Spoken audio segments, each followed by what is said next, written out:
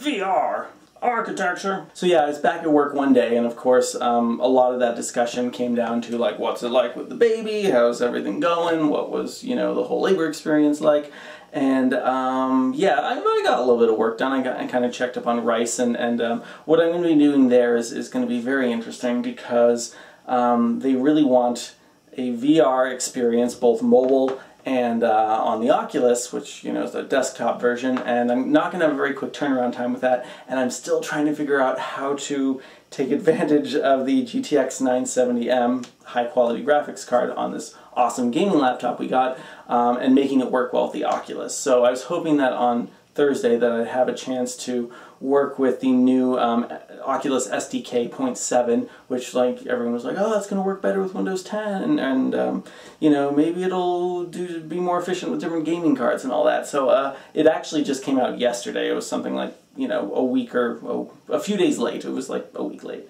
Yeah, that's going to be a big part of my week this week, if I don't have too many other projects jumping on me, is figuring out how to safely have Oculus stuff running on that laptop. I also need to create just some templates. I've gotten pretty quick about getting stuff from 3D model stage to, you know, interactive, looking at seat views and that kind of thing.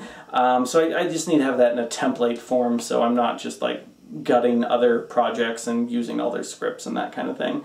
Yeah, so that'll be interesting. Oh, and then I went to a meeting for the Screen Actors Guild at their offices, which was kind of interesting, because there's, you know, pictures of all these actors in the Screen Actors Guild, Jessica Chastain and Michael J. Fox and whatever, with quotes and that kind of thing. And we're talking about these seats that are going to have to be in this new building that they're, you know, going to have with a theater and all that, because of course, you know, this theater is going to be a lot of your run-of-the-mill SAG members, but then, well, what if Matthew McConaughey comes, or George Clooney, and he doesn't like the seat? What do you do? Like, so it's this thing where it's like, we don't want to spend a lot of money on the seats. This is them talking. We don't want to spend a lot of money on the seats, but it needs to be quality enough that, you know, whoever comes, whoever whatever their status is, that they will feel happy and satisfied, especially because people are going to be sitting in these seats for like 5 hours, because you'll have a screening and a Q&A and maybe another screening, and, you know, of all sorts of stuff going on. SAG sounds like a pretty cool union to be a part of.